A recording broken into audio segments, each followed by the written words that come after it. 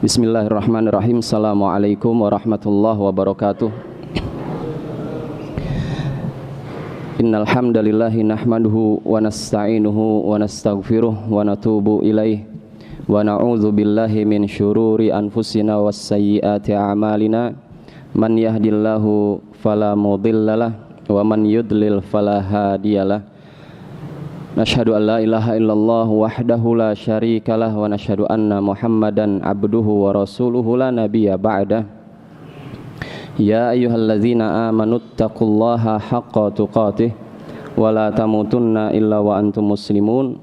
Ya ayyuhan nasu taqu rabbakumul ladzi khalaqakum min nafsin wahidah wa khalaqa minha zawjaha wa batha minhuma rijalan katsiran wa nisaa'a. Wattaqullaha alladzi tasaaluna bihi wal arham innallaha kana 'alaikum raqiba. Ya ayyuhalladzina amanu taqullaha wa qulu qawlan sadida yuslih lakum a'malakum wa yaghfir lakum dzunubakum wa may yuti'illaha wa rasulahu faqad faza fawzan 'azima. Tsumma amma ba'd, fa inna asdaqal hadits kitabullah wa khairal hadi hadi Muhammadin sallallahu alaihi wa ala alihi washabbihi wasallam wa syarrul umuri muhdatsatuha wa kullu muhdatsatin bid'ah wa kullu bid'atin dhalalah wa kullu dhalalatin finnar. Ayolah ikhwani fid din al-hibba azani Allahu wa iyyakum. Alhamdulillah kesempatan pagi hari ini kita dapat diberikan kesempatan kembali oleh Allah Azza wa Jalla untuk berkumpul saling mengingatkan di antara kita dengan membacakan ayat-ayat Allah Azza wa Jalla dan hadis Nabi sallallahu alaihi wasallam sebagai pedoman kehidupan kita agar kita kembali mengingat dari apa yang telah Allah Subhanahu wa taala dan Rasulullah sallallahu alaihi wasallam ajarkan kepada kita dari nilai-nilai ajaran agama kita, yakni al-Islam. Tentu ini adalah sebuah nikmat besar yang Allah Subhanahu wa taala berikan kepada hamba-hambanya yang terpilih, yang tidak semua hamba Allah Subhanahu wa taala akan beri nikmat yang besar ini. Tentu atas dasar itu kita wajib bersyukur kepada Allah Azza wa Jalla dengan senantiasa beristiqomah di atas jalannya, ya, belajar terus sampai dengan ajal menjemput, ya, kemudian mengamalkan apa yang sudah dipelajari dan juga men-sharing, mendakwahkan, ya, kepada saudara-saudara kita yang lainnya agar mereka mendapatkan manfaat hidayah, ya, dari yang Allah Subhanahu wa taala turunkan kepada kita selaku hambanya. Ikhwani fillah azinallahu wa iyyakum, tak lupa salawat beserta salam semoga senantiasa Allah Azza wa Jalla curahkan dan limpahkan kepada Nabi kita Nabi Muhammad sallallahu alaihi wasallam, keluarganya, para sahabatnya dan juga orang-orang yang mengikuti beliau sallallahu alaihi wasallam sampai hari kiamat kelak. Di kesempatan pagi hari yang cerah ini, insyaallah kita akan membahas satu tema lanjutan dari rangkaian tema yang sebelumnya sudah sama-sama kita pelajari, disampaikan oleh pemateri-pemateri sebelumnya yang bertemakan tentang an-nar, yakni neraka. Dan pembahasan kita pada kesempatan kali ini khusus untuk membahas tentang orang-orang yang Allah Subhanahu wa taala kekalkan di dalam neraka. Ikhwani fiddin azanallahu ayyakum, secara umum kondisi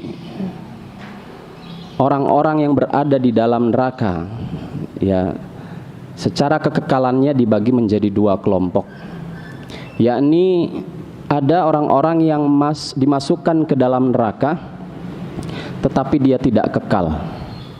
Dan yang kedua, ada orang-orang yang Allah Subhanahu wa taala masukkan ke neraka dan dia kekal selama-lamanya di dalamnya, yakni di dalam neraka. Adapun kelompok yang pertama ini, yakni adalah orang-orang yang diazab di neraka, dihukum di neraka oleh Allah Azza wa Jalla. Yang tidak kekal adalah mukmin yang berbuat dosa besar ketika dosa tersebut tidak diampuni oleh Allah Azza wa Jalla dan dia tidak bertobat sebelum meninggalnya. Nah, ini adalah kondisi di mana orang-orang tersebut Allah Subhanahu wa taala hukum berdasarkan kebijaksanaannya, ya, untuk dimasukkan ke dalam neraka, tetapi tidak kekal. Ya, pada satu waktu tertentu Allah Subhanahu wa taala pasti, karena memang ada benih-benih keimanan tauhid yang masih bersarang di dalam jiwanya, dengan sebab itu Allah Subhanahu wa taala akan mengeluarkan mereka. Masalah lamanya nggak ada yang tahu, hanya Allah Subhanahu wa taala yang tahu lamanya, berapa lama dia di neraka, tetapi tidak kekal. Dan yang kedua adalah orang-orang yang tidak beriman, tidak ada sama sekali sebenih iman yang bersarang di jiwanya. Orang-orang yang semacam ini Allah Subhanahu wa taala akan masukkan dia ke dalam neraka sebagai hukuman dan azab dari apa yang telah mereka perbuat di dunia, ya. Kekal selama-lamanya, tak akan pernah keluar. Dan Allah Subhanahu wa taala menjelaskan bahwa kehidupan mereka ketika mereka di dalam neraka itu, mereka tidak mati dan juga tidak hidup. Jadi mereka tidak mati dan juga tidak hidup, dan seterusnya demikian mereka menjalani kehidupannya di neraka. Na'udzubillah min dzalik. Nah, adapun orang-orang tersebut, kelompok orang-orang tersebut, ya, jenis macam-macam orang-orang yang akan kekal di neraka, maka secara global, ya, kita bisa membaca ayat-ayat Allah Subhanahu wa taala, ya, dan juga keterangan-keterangan dalam hadis Rasulullah Shallallahu alaihi wasallam. Yang pertama adalah mereka yang telah murtad dari agama Allah Subhanahu wa taala. Ya, orang-orang yang murtad, keluar dari Islam, ya, dengan terang-terangan mendeklarkan dirinya keluar dari Islam. Saya sudah tidak menjadi muslim lagi, sekarang saya sudah menganut agama baru. Yang dimaksud adalah orang-orang yang murtad demikian, ya, terang-terangan mereka mendeklarkan, mengumumkan dirinya bahwa mereka sudah bukan seorang muslim lagi. Nah, dalam hal ini Allah Azza wa Jalla berfirman dalam suratul Baqarah ayat 217. A'udzubillahi samiil alimi minasyaitonir rajim. Wa may yartadid minkum an dinihi fayamut wa huwa kafir fa ulaika habitat a'maluhum fid dunya wal akhirah wa ulaika ashabun nari hum fiha khalidun. Barang siapa di antara kalian yang murtad, keluar dari agama Allah Azza wa Jalla, kemudian mati dalam keadaan mati, ya, ini kemurtadan tersebut, mati dalam keadaan kafir, ya, ini dalam keadaan murtad tersebut, maka mereka itulah orang-orang yang terhapus amalnya di dunia dan di akhirat, dan mereka itulah penghuni neraka dan mereka kekal berada di dalamnya. Murtad dari agama Allah Subhanahu wa taala, ya. Kemudian kelompok yang selanjutnya adalah orang-orang yang telah dinyatakan kafir dan musyrik, para pelaku kekufuran akbar dan juga para pelaku kesyirikan akbar. Karena kekufuran dan kesyirikan pun kita tahu dibagi menjadi dua, ada kufur akbar, kufur asgar, dan demikian juga syirik, ada syirkul akbar wa syirkul asgar. Yang dimaksud di sini adalah para pelaku kekufuran akbar dan kesyirikan akbar. Mereka adalah dua kelompok orang yang Allah Subhanahu wa taala ancam. Jika mati dalam keadaan demikian, tidak bertobat sebelum meninggalnya, maka Allah Subhanahu wa taala akan mengazab mereka, ya, di dalam neraka dan kekal selama-lamanya. Hal ini sebagaimana yang telah Allah Subhanahu wa taala firmankan di dalam suratul Bayyinah ayat ke-6. Innal ladzina kafaru min ahlil kitabi wal musyrikina fi nari jahannam khalidina fiha ulaika hum syarrul bariyah. Sesungguhnya orang-orang yang kafir dari ahli kitab dan orang-orang yang musyrik akan masuk ke dalam neraka jahanam. Mereka kekal di dalamnya. Mereka itu adalah seburuk-buruk makhluk. Dan juga di dalam surat Taubah ayat ke-6, Allah Subhanahu wa taala berfirman, "Ma kana lil musyrikina ayya'muru masajidallahi syahidina ala anfusihim bil kufr ulaika habitat a'maluhum wa finnarihum khalidun." Tidaklah pantas bagi orang-orang musyrik itu memakmurkan masjid-masjid Allah Azza wa Jalla sedang mereka mengakui bahwa mereka sendiri kafir. Itulah orang-orang yang sia-sia amalannya dan mereka kekal di dalam neraka. Kemudian di dalam surat Ali Imran ayat 116, Allah Subhanahu wa taala pun berfirman, innalladzina kafaru lan tughniya anhum amwaluhum wala auladuhum minallahi syai'a wa ulaika ashabun nari hum fiha khalidun. Sesungguhnya orang-orang yang kafir itu, baik harta mereka maupun anak-anak mereka, sekali-kali tidak dapat menolak azab Allah Subhanahu wa taala dari mereka sedikit pun, dan mereka adalah penghuni neraka, mereka kekal di dalamnya. Dan masih banyak lagi ayat-ayat Allah Subhanahu wa taala yang menerangkan bahwa pelaku kesyirikan dan kekufuran akbar itu akan kekal di dalam neraka selama-lamanya, tidak hidup dan juga tidak mati. Kemudian kelompok yang selanjutnya dari orang-orang yang akan Allah Subhanahu wa taala kekalkan di yaumil qiyamah nanti, dimasukkan ke dalam neraka, yaitu adalah orang-orang munafik i'tiqadi. Orang-orang munafik yang mereka adalah orang-orang yang bersarang di dalam jiwanya nifak akbar, nifak i'tiqadi, yang mengeluarkan pelakunya dari keimanan dan keislaman. Orang-orang munafik ini pun Allah Subhanahu wa taala telah kabarkan bahwa tempat kembali mereka nanti di yaumil qiyamah adalah di neraka, dan mereka kekal selama-lamanya di dalamnya.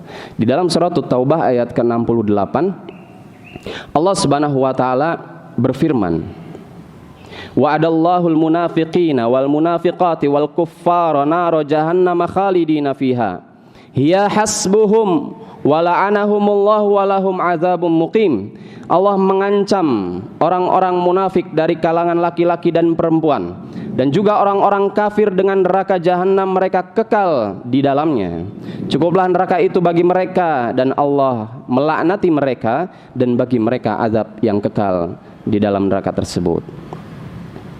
Kemudian kelompok yang selanjutnya itu adalah tagut atau tawagid, ya, ini adalah sembahan-sembahan yang disembah oleh manusia selain Allah Subhanahu wa taala, dan mereka ridho ketika disembah, ya, tagut. Di mana Allah Subhanahu wa taala menerangkan juga dari kelompok ini tagut di dalam surat Al-Baqarah ayat 257. Allah waliyul ladzina amanu yukhrijuhum minadh dhulumati ilan nur walladzina kafaru awliya'uhumut taghutu yukhrijunahum minan nuri ilaz zulumat ulaika ashabun nari hum fiha khalidun. Nah, Allah Subhanahu wa taala adalah wali. Dia adalah pelindung, pembela orang-orang yang beriman. Dia mengeluarkan mereka dari kegelapan kekufuran, kezaliman menuju cahaya iman. Dan orang-orang yang kafir serta pelindung-pelindungnya ialah dari kalangan syaitan, tagut, ya, yang mengeluarkan mereka daripada cahaya keimanan kepada kegelapan kekufuran dan kezaliman. Mereka itu adalah penghuni neraka, mereka kekal di dalamnya selama-lamanya. Secara global ada 4 kelompok ini, dan kemudian kita akan memberikan sampel atau contoh lebih detail lagi, ya, dari apa yang tadi kita telah sebutkan. Yang pertama adalah para pelaku kesyirikan dan kekufuran. Kita mengetahui bahwa syirik itu adalah lawan dari at-tauhid. Maka kemudian syirik itu sendiri, ya, menurut macamnya dari syirik akbar itu pun, ya, bisa atau dapat dibagi menjadi atau sebagaimana pembagian at-tauhid, yakni orang-orang yang melakukan, yang pertama adalah yang melakukan kesyirikan di dalam rububiyah, ya, orang-orang yang melakukan kesyirikan di dalam rububiyah Allah Subhanahu wa taala. Maksudnya apa? Orang yang meyakini bahwa ada pencipta, ada yang mematikan, ada yang menghidupkan, ada yang memberi rizki, ada yang memberi jodoh selain Allah Subhanahu wa taala, maka mereka adalah orang-orang musyrik di dalam hal rububiyah. Mereka adalah orang-orang yang juga terancam ya dengan kekekalan di api neraka. Ketika ada seorang manusia yang berkeyakinan demikian, ada zat lain yang mampu untuk melakukan ya af'al ilahiyah, af'al rububiyah, yakni adalah perbuatan-perbuatan keilahiyahan, perbuatan-perbuatan kerububiyahan dalam hal penciptaan dan seterusnya, maka mereka itu termasuk orang-orang yang musyrik di dalam hal ini. Banyak sekali ayat-ayat Allah Subhanahu wa taala ya yang menerangkan tentang para pelaku kesyirikan di dalam rububiyah. Sebagai contoh adalah di dalam surat Saba ayat 22. Qul id'ul ladzina za'amtum min dunillah la yamlikuna mithqala dzarratin fis samawati wala fil ardi wa ma lahum fima min syirkin wa ma lahu minhum min dhahir. Katakanlah, serulah mereka yang kalian anggap sebagai ilah yang berhak disembah selain Allah Azza wa Jalla. Mereka tidak memiliki kekuasaan seberat zarrah pun di langit ataupun di bumi, dan mereka tidak memiliki sedikit pun andil dalam penciptaan langit dan bumi, dan sekali-kali tidak ada di antara mereka yang menjadi syarik pembantu bagi Allah Subhanahu wa taala. Dan masih banyak ayat-ayat yang lainnya terkait dengan ini. Dan juga orang-orang yang melakukan kesyirikan di dalam al-asma wa sifat Allah Subhanahu wa taala. Walaupun ya kesyirikan rububiyah dan asma wa sifat ini saling terkait satu sama lainnya ya, dalam hal dari inti kesyirikan yang dilakukan oleh mereka ya. Jadi tidak bisa dipisahkan antara orang yang telah melakukan kesyirikan di dalam rububiyah dan juga kesyirikan dalam al-asma wasifat, karena di dalam nama-nama dan sifat-sifat Allah Subhanahu wa taala pun itu juga mengandung perbuatan-perbuatan keilahiyahannya yang hanya khusus ya dinisbahkan kepada Allah Subhanahu wa taala, tidak kepada yang lainnya. Kalau kemudian nama-nama dan sifat-sifat tersebut dinisbahkan ya, diyakini, ditetapkan kepada zat selain Allah Subhanahu wa taala, maka orang yang demikian itu telah jatuh kepada kesyirikan di dalam al-asma was sifat. Ya, demikian. Di dalam surat Al-Isra ayat 111. Wa qulil hamdulillahilladzi lam yattakhidz walada wa lam yakul lahu syarikun fil mulki wa lam yakul lahu waliyyun minadh-dhul wa kabbirhu takbira. Dan katakanlah segala puji hanya bagi Allah yang tidak memiliki anak dan tidak mempunyai sekutu dalam kerajaannya, dan tidak mempunyai penolong untuk menjaganya dari kehinaan, dan agungkanlah dia dengan pengagungan yang sebesar-besarnya. Allah Subhanahu wa taala telah menolak sifat-sifat yang tak layak bagi dirinya yang disifati oleh hambanya yang berdosa, yakni dari kalangan orang-orang Nasrani dan Yahudi, menyebutkan Allah punya anak. Yang demikian itu tidak pantas untuk disifatkan kepada Allah Azza wa Jalla. Dan kemudian juga syirik akbar ini dapat terjadi di dalam kesyirikan di dalam syirik uluhiyah, syirik uluhiyah. Nah, di sini ada beberapa macam yang perlu dirinci juga. Yang pertama adalah syirik di dalam praktik-praktik peribadatan, finusuk. Ya, yang harusnya praktik-praktik peribadatan ini dipersembahkan hanya untuk Allah Subhanahu wa taala. Kemudian ketika praktek-praktek ibadah ini yang telah Allah syariatkan ditujukan ya dipersembahkan kepada selain Allah, maka orang yang semacam ini telah terjatuh pada syirik uluhiyah di dalam amal-amal ibadah yang disyariatkan, seperti salat, puasa ya, dan seterusnya, termasuk ad-du'a di situ juga ya.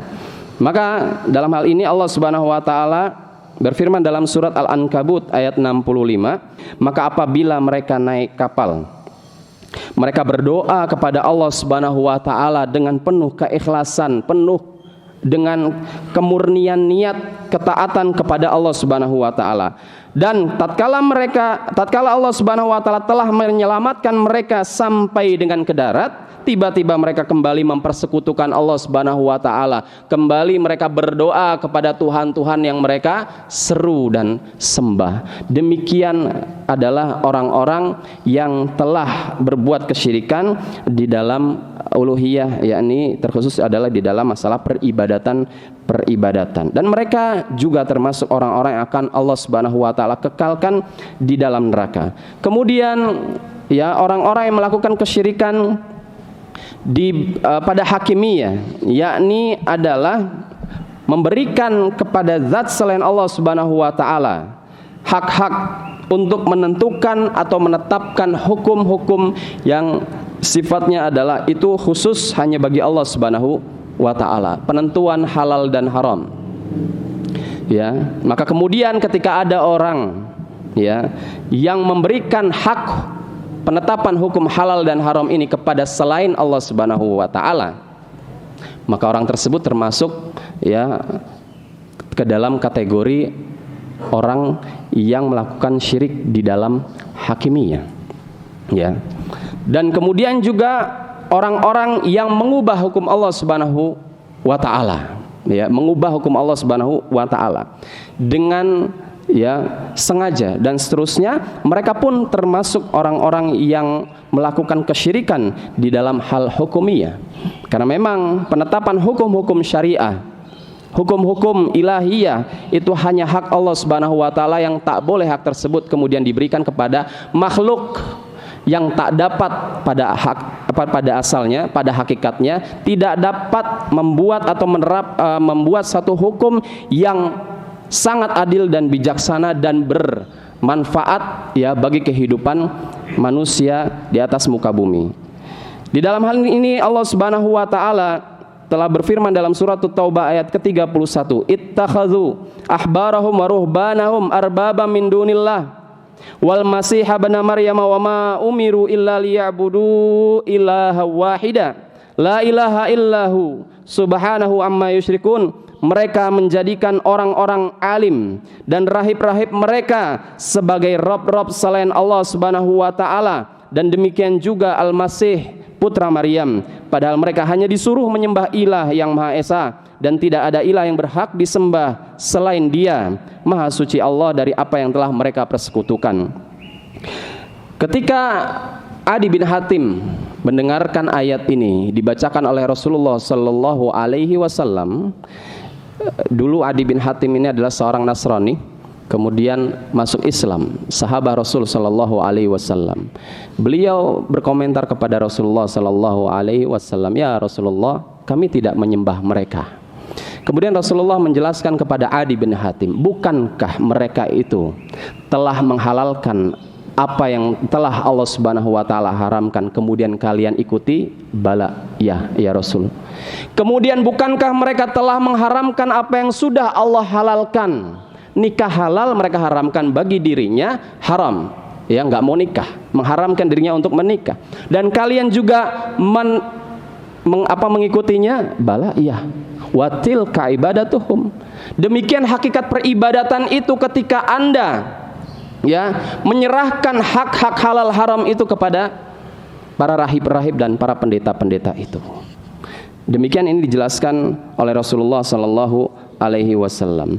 Kemudian juga orang-orang yang melakukan syirik di dalam al-wala wal bara, dan ini kebanyakan adalah orang-orang munafik yang kemudian terjatuh pada kesyirikan ini.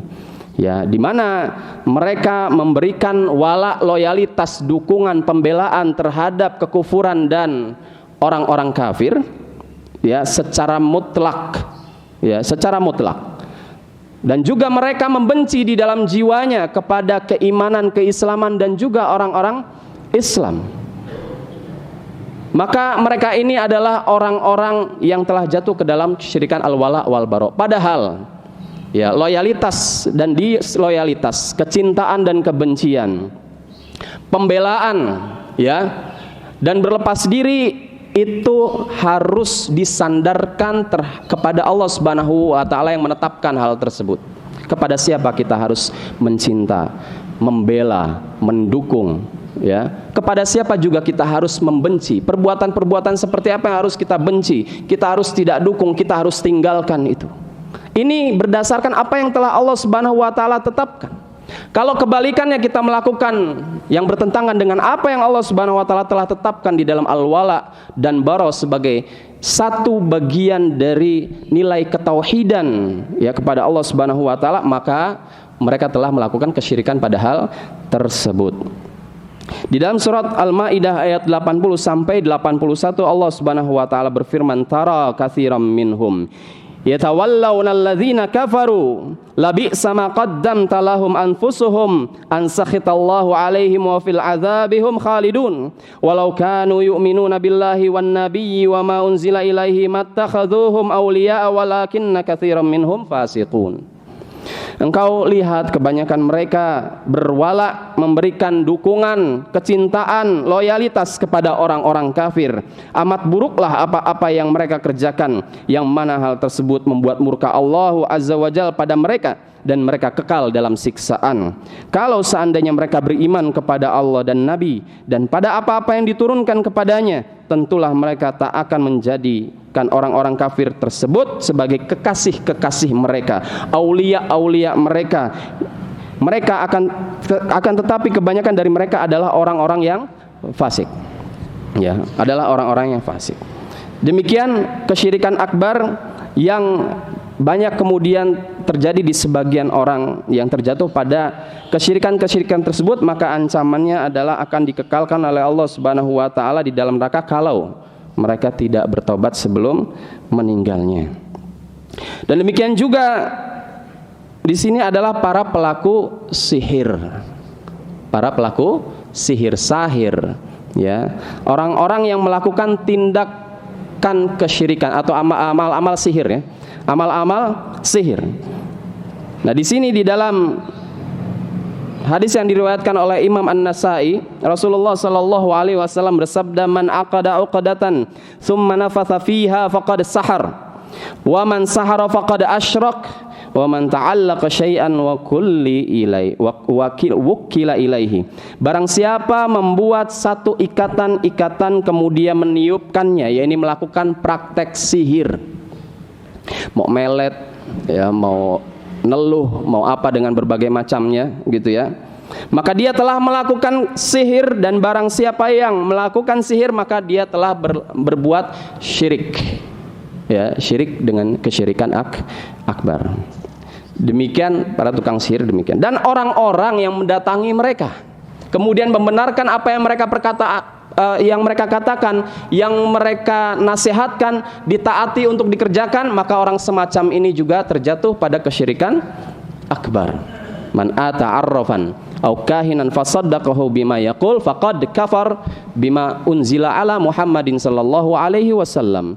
Barang siapa yang datang kepada tukang sihir atau tukang ramal, peramal nasib, kemudian mereka membenarkan apa yang mereka katakan, maka mereka telah kufur dengan kekufuran yang dapat mengeluarkan pelakunya dari millah yang dibawa oleh Nabi Muhammad sallallahu alaihi wasallam. Itu dari sisi sihir. Kemudian bagaimana dengan jenis pelaku kekufuran? Banyak sekali sebenarnya, gitu ya. Paling tidak di sini kalau misalkan kita berbicara tentang pembagian dari kufur akbar, itu ada 7 macam-macamnya. Pelaku kekufuran tersebut juga terancam dengan kekufuran akbar. Orang dinyatakan sebagai orang yang kafir, keluar dari Islam. Demikian apa yang dapat disampaikan. Sebenarnya masih banyak, ya, dari jenis-jenis kekufuran dan kesyirikan, ya, tetapi ini bisa menjadi PR buat kita semua untuk mengembangkannya masing-masing. Itu saja kebenaran dari Allah Subhanahu wa taala. Kesalahan dari pribadi dan dari syaitan maka mohon dimaafkan. Wassallallahu ala nabiyyina Muhammadin wa ala alihi washabbihi wasallam. Subhanakallahumma wa bihamdik asyhadu an la ilaha illa anta astaghfiruka wa atubu ilaik. Wassalamualaikum warahmatullahi wabarakatuh.